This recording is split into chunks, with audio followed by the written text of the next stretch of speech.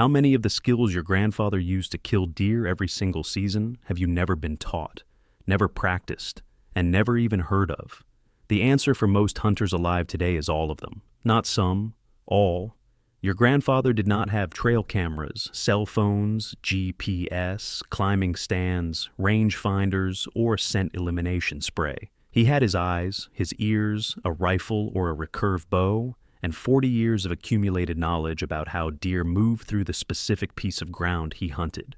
And he killed deer consistently, every season, year after year. Not because he was lucky, because he had skills that the modern hunting equipment industry replaced with products.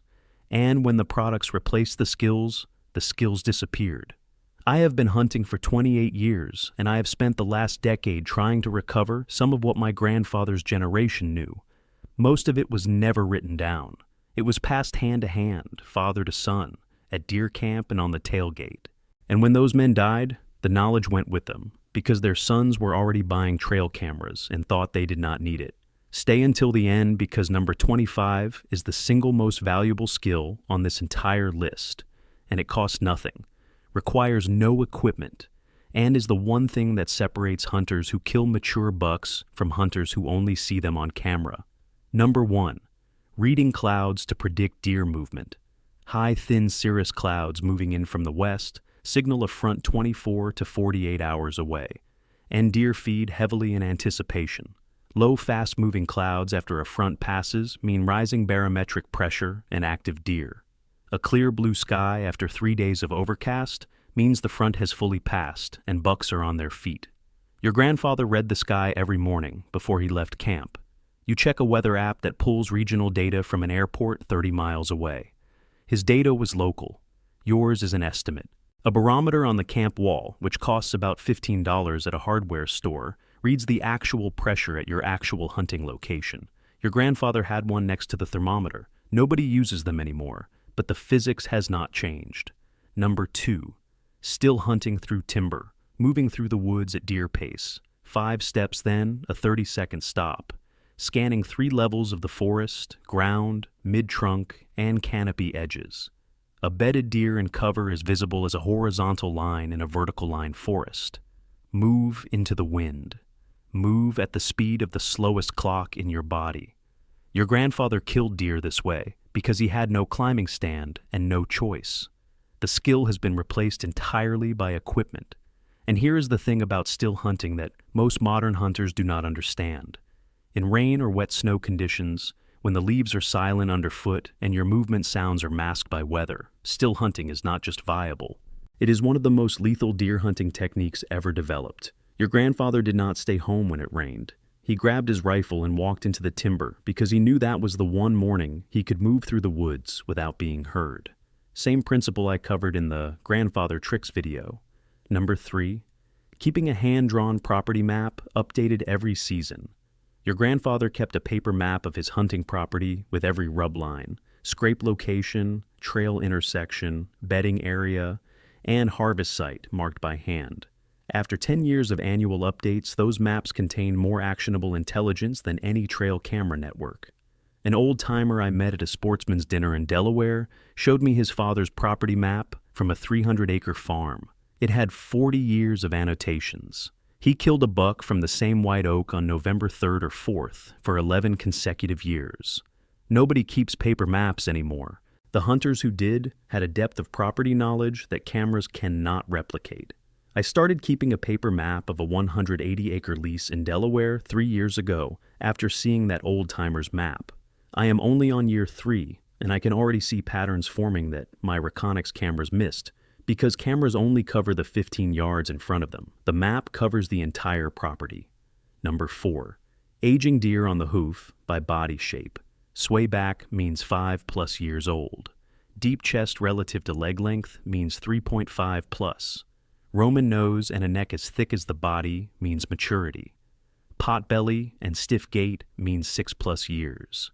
Your grandfather assessed all of this in real time before pulling the trigger. Modern hunters rely entirely on trail camera photos for age assessment. In the stand with 10 seconds to decide, the camera photos are in your truck. I passed a buck 2 seasons ago in southern Vermont that I was certain was 2.5 years old based on his body. Long legs, narrow chest, thin neck. A neighbor killed him 3 days later, and the taxidermist aged him at 4.5 by the jawbone. I was wrong. And the humbling part is that my grandfather would not have been. He had seen enough deer walk past him over 50 years to read a body the way you read a sentence. I have not put in those hours yet. Most of us have not. Number 5. Making a grunt call from an elderberry branch. Cut a 6-inch section of elderberry, roughly the length of a dollar bill, and push the pith out of the center to create a hollow tube, about 3/4 of an inch in diameter. Blowing across one end while covering and uncovering the other with your thumb produces a contact grunt that is indistinguishable from a commercial call. Your grandfather made these in the field. A hunter who loses his call at camp is not without a call. He is without the knowledge to make one. I tried making one of these from a piece of elderberry I cut on a property in southeast Minnesota. Took me about 10 minutes to hollow it out with a pocket knife.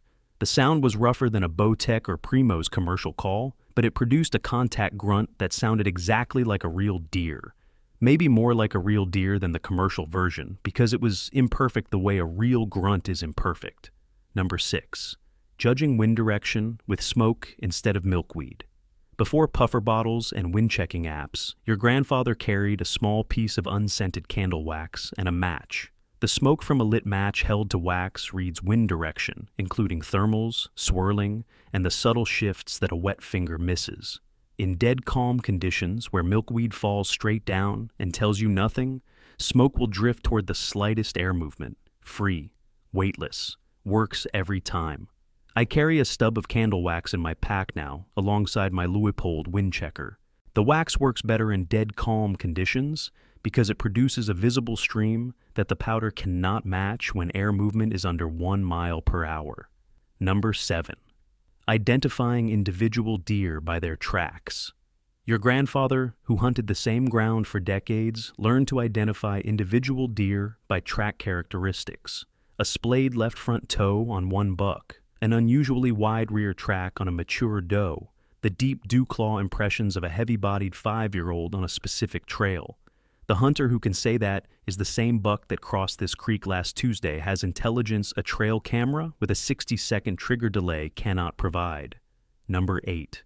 Float scouting rivers from a canoe, drifting with current at dawn to glass deer along the bank. Deer have zero threat association with a floating object on water. A deer that bolts from a walking hunter at 200 yards will graze on a riverbank, while a canoe drifts past at 40 yards, roughly the distance from home plate to the pitcher's mound.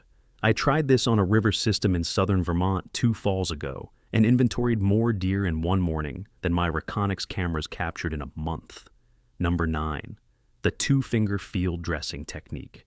Everything in this video, plus 60 more field-tested techniques, is in the Buck Hunter's Bible. 90 pages of deer behavior, science, scent control, scouting methods, stand placement, and rut phase tactics with a quick reference card you can take to the stand. Link in the description below, QR code on screen. 2 fingers of the offhand inserted into the initial abdominal incision and pressed downward, creating a gap between the skin and the gut wall. The blade rides on top of the fingers facing up rather than down. This completely eliminates gut puncture regardless of deer size or body position. Your grandfather, who field dressed hundreds of deer, developed this technique through repetition. Modern hunters learn field dressing from YouTube videos made by people who learned from other YouTube videos. The physical skill, passed hand to hand for generations, is gone. Number 10. Improvising gear repairs in the field from natural materials. A broken bowstring replaced with braided rawhide. A lost knife handle wrapped with hickory bark.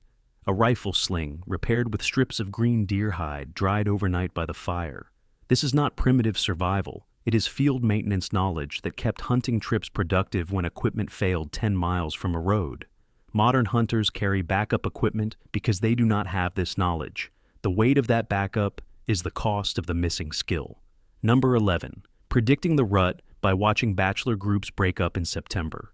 Bucks that travel together through summer begin separating and showing aggression in early fall, sparring, posturing, avoiding shared food sources. The The first bachelor group split on your property is a reliable 6-week countdown to peak rut in your area. This observation requires no equipment.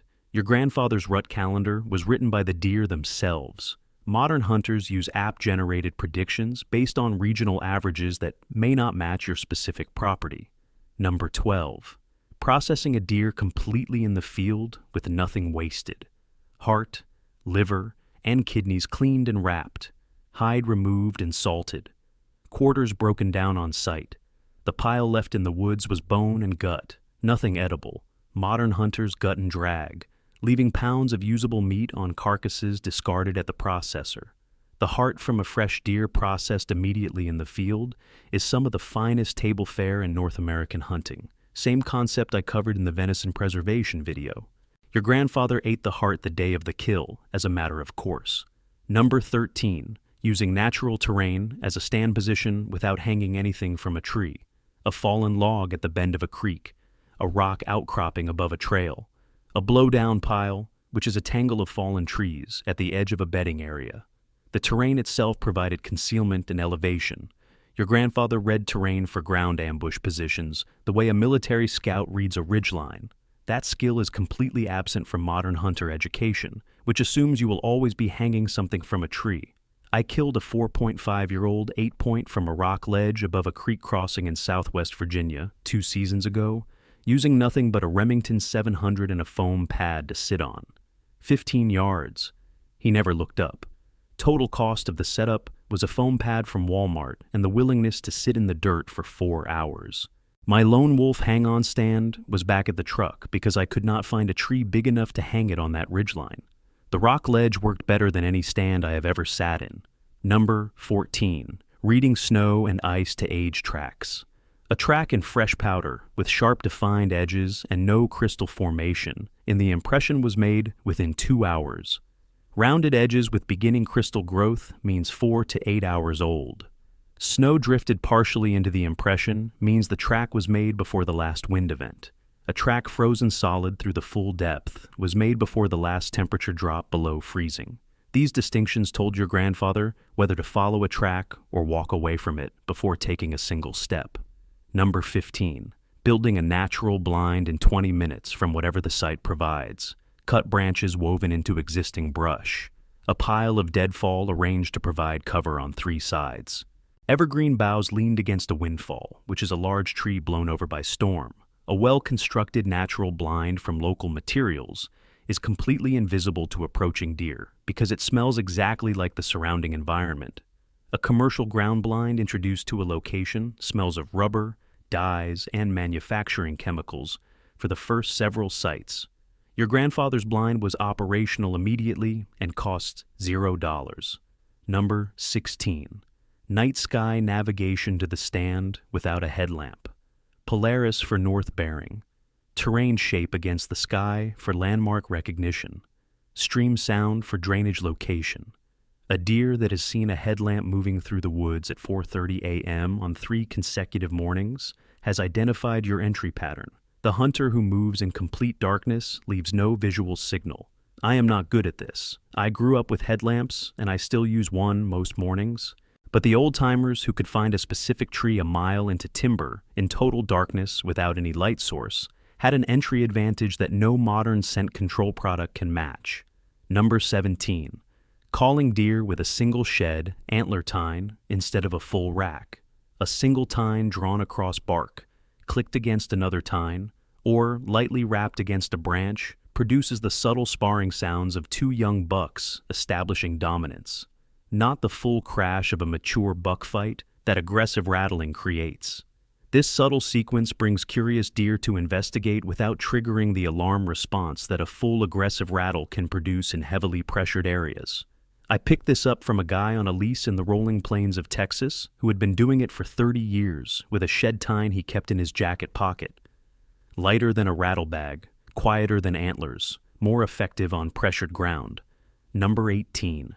Mending and maintaining gear in camp instead of replacing it. Your grandfather's hunting knife was resharpened on a whetstone hundreds of times until the blade was half its original width. Broadheads were resharpened by hand.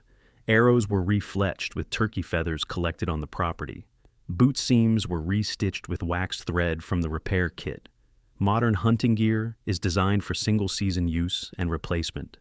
The maintenance skill that produced your father's knife, the one he carried for 40 years, has been replaced by the annual gear purchase cycle. Number 19. Running a trot line as a parallel camp food system. Your grandfather set trot lines in the creek the night before a hunt.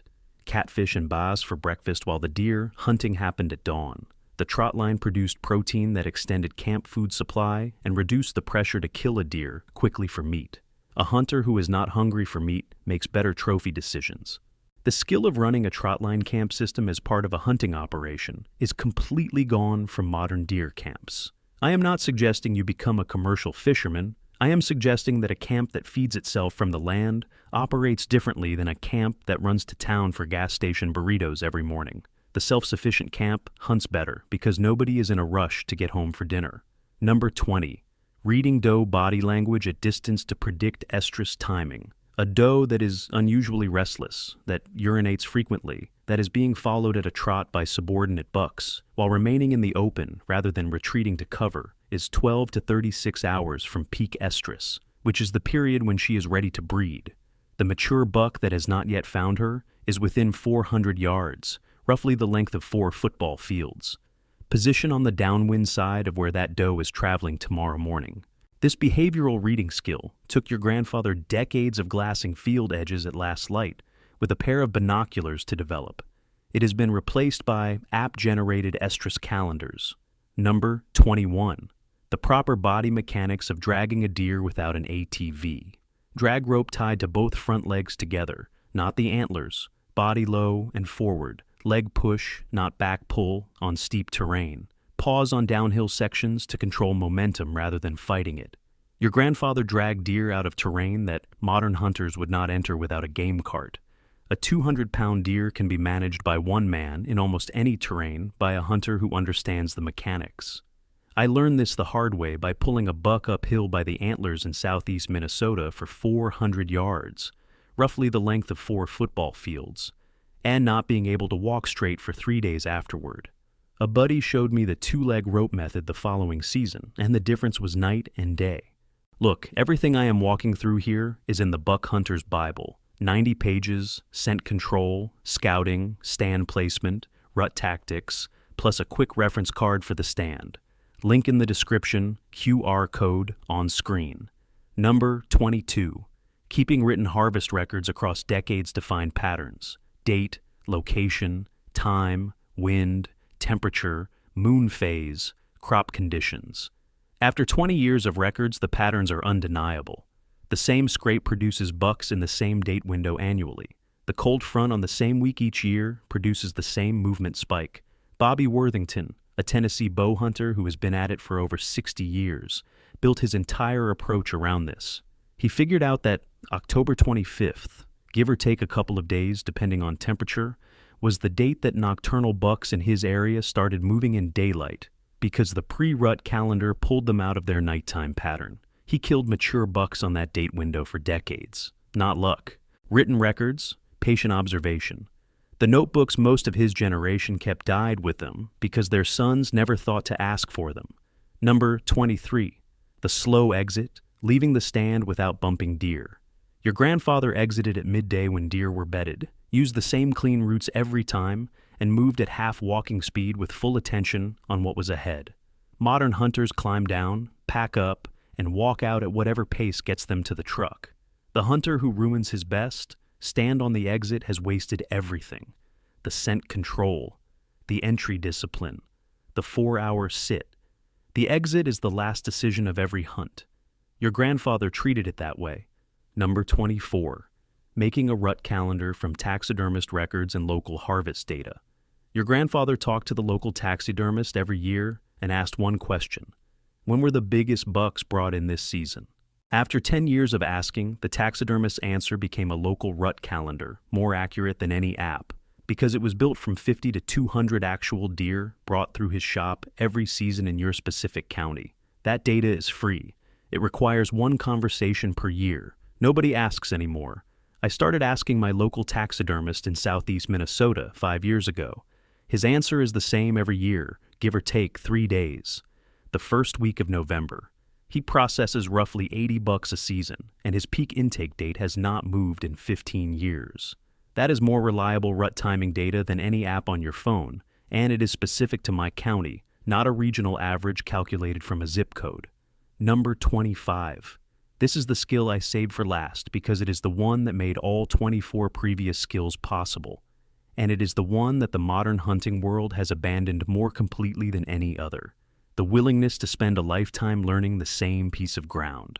Bobby Worthington said it better than I can. He said success is doing common things uncommonly well. He said the more you understand something, the simpler it becomes, not the more complicated it becomes. And he said that mastery of skills takes a lifetime. And the people on the internet trying to teach hunting at 25 years old have not even reached the level yet where they can ask good, intelligent questions. Your grandfather was not a better hunter because he had better instincts. He was a better hunter because he had 10,000 more hours in the woods than you do.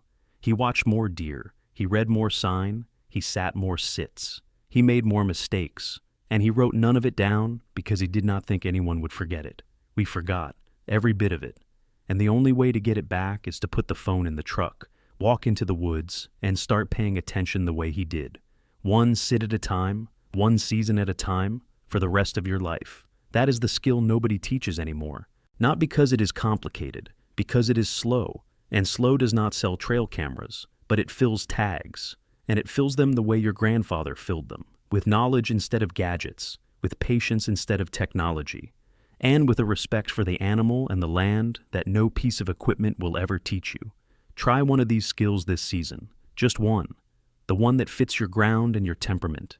And pay attention to how different the woods feel when you are watching, instead of waiting for a notification on your phone.